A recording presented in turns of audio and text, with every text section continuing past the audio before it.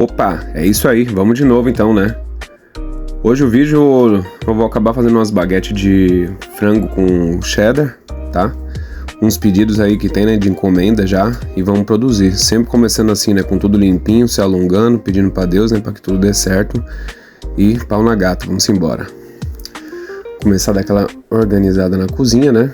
E fazendo aquele famoso cafezinho. Vamos lá, coadinho, certinho. Tem que dar uma talagada, né, no cafezinho, no chimarrão, alguma coisa, pra dar aquela energia pro peão poder trabalhar, né? E vamos embora. Vamos começar daquela mesma forma, né? Juntando os ingredientes secos, tá? Farinha de trigo, sal, açúcar.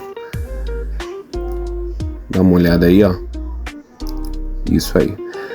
Para dar uma agilizada no processo de fermentação, eu dou uma leve esquentadinha na água, tá? Usando minha chaleira elétrica ali. Beleza? Sempre misturando primeiro todos os secos. Depois eu adiciono a água, tá vendo aí?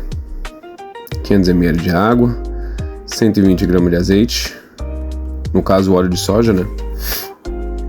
E aí eu vou mexendo com a colher até não dar mais. Depois vai com a mão mesmo. Vai mexendo com a mão dentro da vasilha. Um panelão grande que eu tenho, né? Improvisado. E aí quando não dá mais, sova na mesa. Beleza? E essa parte aí, como vocês já sabem, é uma parte muito importante, né? Porque a sova garante um glúten de qualidade, né? Pra massa. E o glúten nada mais é do que uma cadeia proteica, né, formado por ação mecânica, água e farinha de trigo. Durante a fermentação, a levedura vai se alimentar do amido e vai soltar gás carbônico, fazendo com que a massa cresça, se torne elástica, tenha um sabor melhor, né, aroma. E é assim que funciona, né? Por isso que é muito importante, tem que sovar mesmo. Para garantir que você não tenha uma dor nas costas, é bom colocar um pé na frente do outro. Dá uma paradinha sempre para tomar um café também. Porque é difícil, viu? Ainda mais nesse calor que tá fazendo aqui no Rio Grande do Sul. Não sei de onde vocês estão vendo esse vídeo aí, cara. Mas se puder, me fala aí de onde é que vocês estão vendo esse vídeo. Que a gente vai trocando informação, né? Aqui não sei. Não sei vocês aí no estado de vocês, mas aqui tá um calorão lascado. Mas bom pra caramba também pra fermentação da massa, né? Bom, sova. Eu tinha explicado no vídeo anterior também que quando eu coloco a farinha de trigo, eu não coloco inteira, eu coloco 900 gramas primeiro e outros 100 gramas eu uso para ir sovando a massa.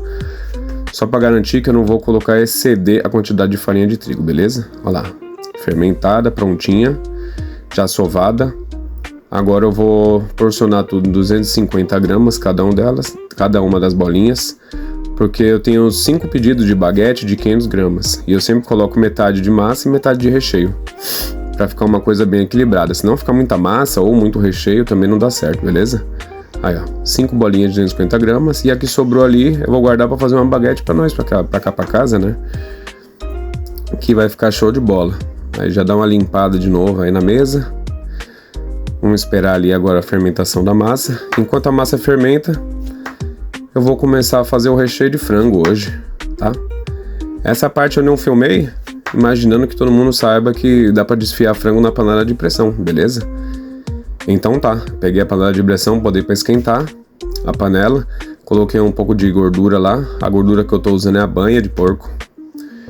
Coloco um pouquinho no fundo ali, beleza? Deixo dar uma esquentada e eu vou colocar o frango ali mesmo do jeito que tá, tampar a panela e deixar ele cozinhar ali uns 30 minutos.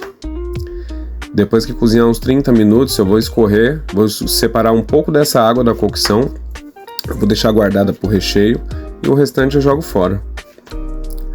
Beleza? E para desfiar o frango com mais facilidade, eu esvazio a panela toda, deixo o frango lá dentro e dou uma sacudida. Enquanto o frango não tá pronto, eu vou já preparando os temperos que eu vou usar pro recheio. No caso, uma cebola picada e um dentinho de alho tá bom demais. Aí, ó. Beleza? Vamos dando uma olhada. Também um tomate desse, ó, bem madurinho. Acho muito importante pro recheio não ficar naquele recheio seco, sabe? Não sei vocês, mas quando tem uma coxinha em algum lugar que a gente vai comer, aquela coxinha tá com aquela coxinha desfiada seca dentro, nossa, é horrível, né? Então, olha lá, o frango já tá desfiado, separado, tá em outro lugar. Agora eu vou botar um pouquinho mais de banha, coloquei pra dourar o alho e a cebola. E logo eu vou entrar aqui agora com o frango desfiado, que eu tinha deixado separado. Olha lá, dora, cebolinha, pum, frango desfiado. Já coloca pra dentro, vai ter que dar aquela mexida, né? Já coloquei também aí um pouquinho de chimichurri, que eu gosto de colocar, chimichurri sem limão. Um pouquinho de cúrcuma também, ou açafrão da terra, né? Pra dar uma corzinha aqui pro nosso recheio, pra não ficar aquele frango pálido, branco. Eu acho melhor assim. Ó lá, uma talagadinha de sal também. Mexe, mexe, mexe. Aí eu vou colocar um pouco daquele caldo que eu falei, da cocção, que ele ajuda a dar uma umedecida aqui no frango também. Colocar só mais um pouquinho de água quente. E eu vou tampar de novo esse frango para ele dar mais uma cozinhadinha de leve e dar uma secadinha na água. Coisa rápida, tá?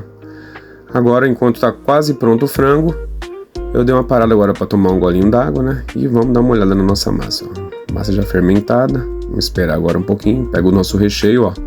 Nosso recheio, pra gente poder colocar na massa, ele tem que dar uma esfriada, tá?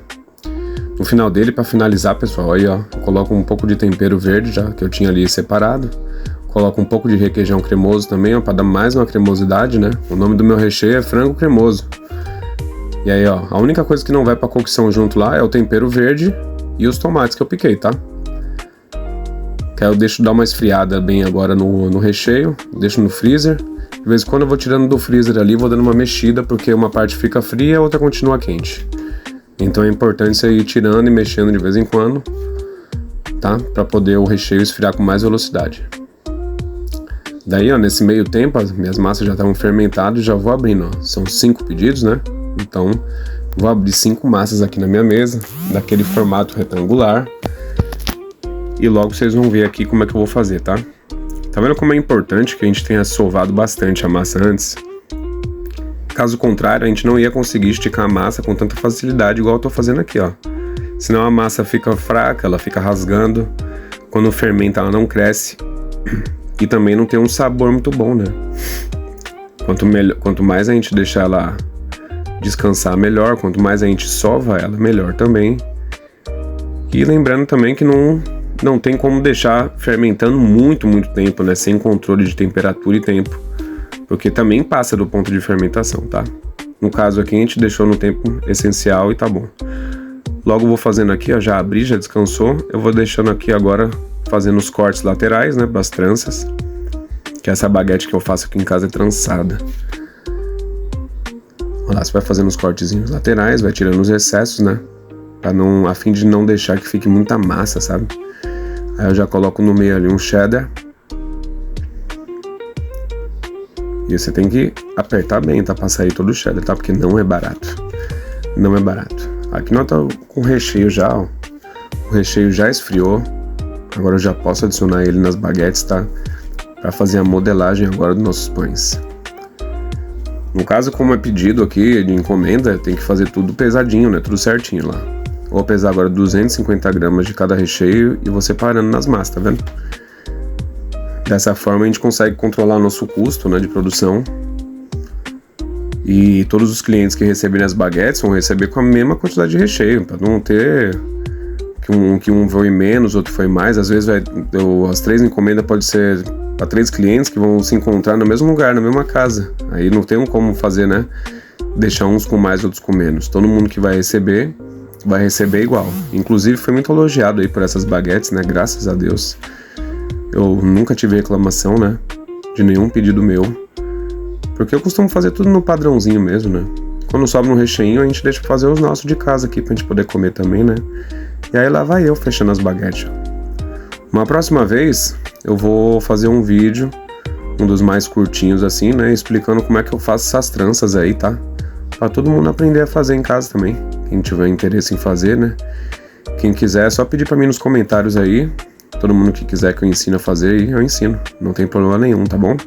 Acho que o sol nasceu pra todos, né? Todo mundo tem a oportunidade de fazer as coisas também e ganhar dinheiro e, se Deus quiser, todo mundo vai conseguir. Em nome do Senhor Jesus Cristo. E vamos tacando ficha aí, ó. Vamos fechando aqui as baguetinhas. Tudo no jeito. Olha que capricho, ó. E que bom também que coube tudo na mesma assadeira, né? Porque ter que assar uma de cada vez é complicado, viu, pessoal? É complicado porque gasta muito gás, né? O gás não tá barato aqui no Brasil. É muito caro. Olha aí, ó. Aí eu consigo ajeitar elas todas uma do ladinho da outra, tá? Logo, essas baguetes que eu tô terminando aí de modelar, elas vão fermentar na geladeira, né? Vou deixar elas descansando na geladeira, você vai ver o resultado como é que ficou. E eu vou... Essas eu tava fazendo de manhã, e de tarde eu tinha um trabalho, depois do trabalho elas iam deixar tá bem fermentadinha, né? Aí eu ia de noite colocar elas pra assar. Logo na sequência do vídeo aí, vocês já vão ver como é que ficou, tá? Aí, ó. Já fui pro trabalho de tarde, já voltei. O homem já tá banhado, ó. Agora eu já tirei da geladeira, já liguei o forno pra ele pré-aquecer. E agora eu tô dando aquela pincelada com gema, o chamado egg wash. Um pouco de gema e só a clara fina. Não precisa da clara grossa, porque a clara grossa tem muito mais água, né? Tá? Tem gente que gosta de colocar água mesmo da torneira, dar uma mexida assim e faz o egg wash. Eu gosto de usar só a clara fina, junto com a gema. E aí você já pincela o pãozinho todo, tá vendo? Coloca um orégano por cima. E agora a gente vai botar passar. Bom, daqui a pouquinho tá pronto, já vai limpando a cozinha, dando grau em tudo, show de bola. E aí o resultado final, pessoal. O que vocês acharam aí